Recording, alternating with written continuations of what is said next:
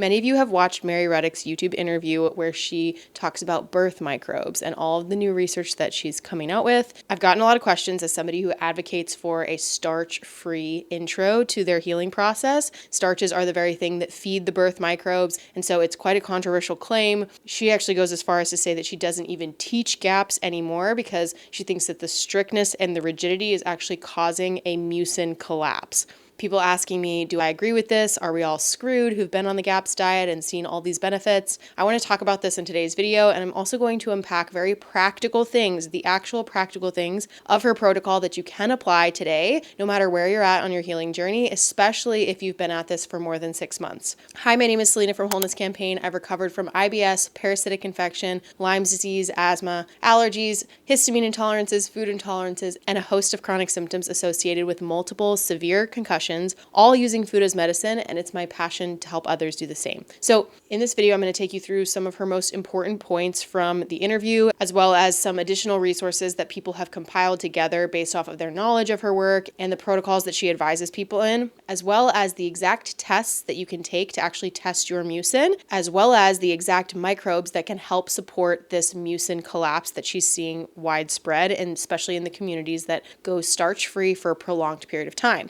We're going to talk about how to feed these microbes, when to feed them, how to know if you need them. Listen, none of this is going to be exactly what she teaches. If you feel like you'd benefit from having one-on-ones with her, by all means, go ahead and do it. I just know for a lot of people, it's out of their price range. So I'm going to be sharing a lot of her information. It's very new information that's coming out, but I really think it's something that we can take in and add where it's appropriate and needed to the protocols we're already doing that can help us to see even more success in our healing. So let's jump in. First and most important point, I think, is that the birth microbes are different from the microbes that you get in fermented foods. So you hear me talk about microbes that you can get in sauerkraut and kimchi and fermented raw dairy, and those are really, really important. But what she differentiates here is that there are certain microbes that are just passed down. You cannot get them in your environment in a kind of a doomsday sense. They're not really something that you can get once you've lost them. So people who have taken rounds of antibiotics or somebody who was birthed through C-section, you're not necessarily getting the right types of microbes that can be very preventative against opportunistic bacteria. And I'm going to get into that a little bit more. They keep opportunists in check. So these opportunists basically are these microbes that can turn good or turn bad, and they keep them on the more beneficial side because they're enhancing the mucin layer in which they reside, and they must be fed for optimal health. This is the argument that most dietitians will say, even though I don't agree with the extreme that they will go to,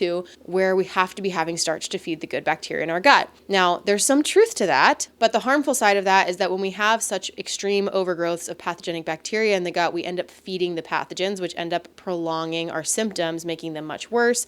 And so I actually do believe that there is a place for cutting back on starches, and particularly pulling them back dramatically. There's never a place where I would believe that eating potatoes all the time, every day, is a good idea for your health. But she provides some pretty specific, very small amounts of things that you can feed these beneficial birth microbes that can actually be quite supportive if your body is at the place where it can tolerate that starch, and if you've overcome a certain level of your symptoms, which I think is actually probably the most important piece here. There are certain pathogens that do not die off even after the 2-year mark, which typically the range of time that the GAPS diet will give for staying starch-free in order to really revamp your microbiome, and it does an amazing job at this. However, there are certain pathogens that do survive, and they do end up feeding off of the mucus layer if they are not kept in check by these birth microbes. The mucin layer is really important. It makes your gut an inhospitable place to pathogens and a hospitable place for the beneficial flora that makes our immune system, our digestion. It helps to be the sealing barrier against leaky gut syndrome, which we know causes autoimmunity. And as I said, birth microbes are inherited, so they're not something that you can pick up in the environment. Really important. The second point that is really worth mentioning is that each microbe is fed by a different set of foods. Some of these foods are readily available in the GAPS diet, and some of them are not. Many of them feed off of starches, particularly things like plantain. And if you've been following me for a while, then you know I tell people pretty much right off the bat to cut out all starch from their diet because people are often experiencing these residual symptoms from pathogenic overgrowth that is being fed by these starches. The research that is done on feeding the good bacteria with starch, this is why dietitians recommend it, actually specifies that if there is pathogenic overgrowth, growth that starches don't prove to be as beneficial for the body. So it really depends on the state of your microbiome, how long you've been working on your gut healing, and what types of microbes you've inherited already that are there, that are not in a dormant state and are actively helping to keep pathogens in check. And I just want to say that I still believe this. I actually still believe that starch-free is important in most people's healing process. I think most people often really benefit from being without starch.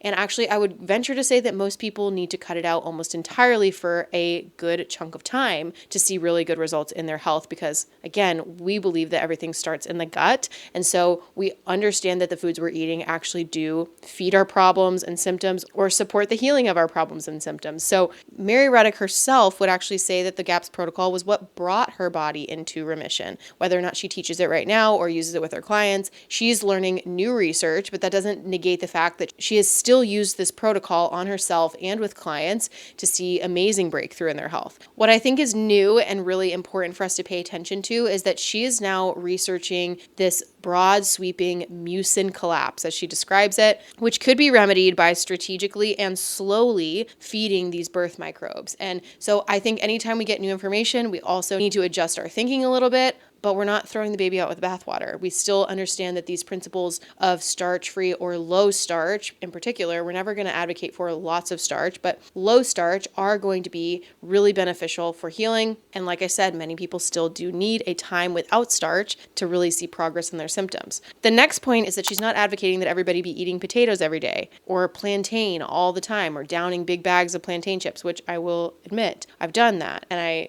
do think that they're delicious, especially in the time where you're trying to fix your health. This is not what you would do. This is not the application, is just to move to the dietitian model. Her suggestion is that we replant these birth microbes, which cannot be received from the environment. We support their growth and proliferation with other beneficial species that we can get in food-based probiotics. And we feed them with very, very, very tiny amounts of whatever it requires for them to be fed. And this is different for each and every species. So she's actually in the process of writing out a big resource for people to have. I think it might come in the form of a book, but she's working on bringing this to the public so it can be a protocol people can use, whether or not they have gotten tested, whether or not they know the exact strains that are overgrowing and causing this mucus degradation, or they even have the money to work with a practitioner. She's actually working on creating something that works no matter what across the board, which I think is amazing because it's not like all this knowledge is going to stay like at the top. I hate when that happens. I tend to just not buy that type of stuff.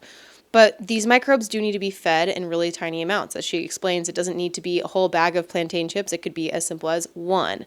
And that is after we've successfully replanted these birth microbes, which is a process that she works with clients to test. And she's in the process of really trialing this work on her clients, which is really interesting. So there is more information to come. But if you are 6 months in to gut healing, if you've taken out starches for around 6 months, depending on your symptoms and what you've been able to bring into remission, you may want to consider this. And if you are 2 years into the GAPS diet, 2 to 3 years, and you've been unable to transition off, despite having really amazing results in your symptoms, you feel really great, you've gone the length of time that's recommended and some, and you've brought your symptoms into remission, yet you're still struggling to eat foods that are not on the GAPS diet, or there are even some residual unexplained symptoms that don't quite make sense. You've gone the heavy metal route, you've gone the detox route, you've truly done it in a way that's holistic, which is actually really uncommon, you guys. And I know because I see all of your applications for my program, it's very uncommon that people have actually done the nervous system work, the detoxification work, and the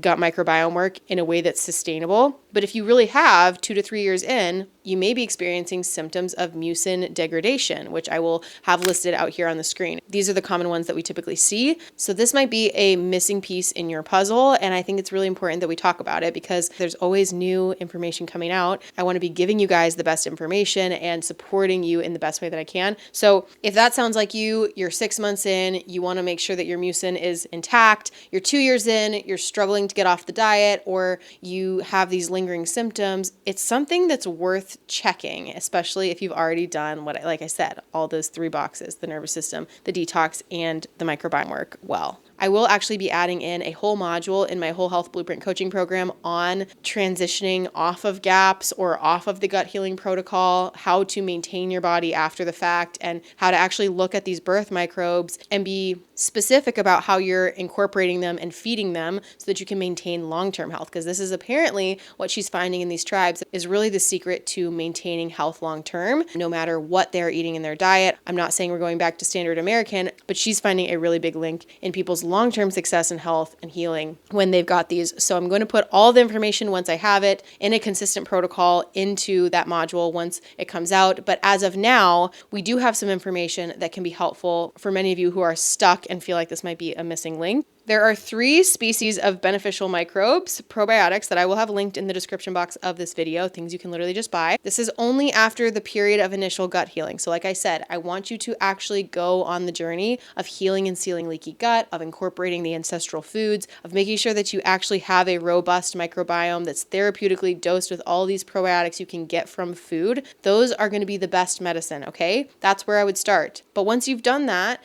these species can be really helpful to introduce and feed them in very, very small amounts. So we do also want to make sure that you are continuing your fermented foods because, like I said in my Akkermansia video, the video on the weight loss microbe, Akkermansia is actually a birth microbe. You actually can't get it from food, but there are certain strains of bacteria that help to feed and fuel the environment to make it more hospitable for that microbe to proliferate. Things like different strains of lactobacillus, which are often found in yogurt and can be really, really helpful to have alongside of it. So I want you to actually be having a holistic picture of this. Keep the fermented foods in, keep therapeutically dosing yourself. That's going to help keep these birth microbes alive and fed as well. I will also link below what you can actually eat and the amount that she's really recommending to feed these few strains of birth microbes that we know about, that she's talked about. Just know that more is coming. She's in the process of trying to stabilize these anaerobic microbes that really don't survive outside of the intestinal tract. She's writing up this whole protocol. I believe it will probably come out in the form of a book or some sort of written form that can go out to the public. So I'm excited for that. And I'll also link the test that she recommends so that you can take the test and see if you have any of those mucin eaters in your gut, because that is going to be a big determinant of whether or not you need more of these birth microbes or this is kind of a rabbit trail worth going down for you. For now, go ahead and get started planting these birth microbes. She's even suggesting that there are ways to incorporate them into homemade yogurt batches so that you don't have to buy them regularly, but you'd have to make it in a similar way as the L. reuteri recipe. It takes a very specific condition to keep these microbes proliferated. So if this information is intriguing you, if you feel like you might be experiencing these symptoms of mucin collapse, that this might be an avenue worth going down, but you also want the whole picture of your health to be assessed, I have spots available in my 6-month program, the Whole Health Blueprint, that takes you through the gut healing process, the detoxification process, and the nervous system regulation process. I've just added a nervous system coach, so anybody who joins gets access to her for a 2-hour-long session. You're going to love her. She's amazing. I'm always looking for ways to help you guys get the most healing as possible. And so if you're interested in having this very highly catered approach to your health and very root cause oriented, microbiome focused healing protocol, I would love to support your healing, and I will leave the application for that linked below as well. If you got any value out of this video, like the video and subscribe to my channel, and I will see you guys in the next one.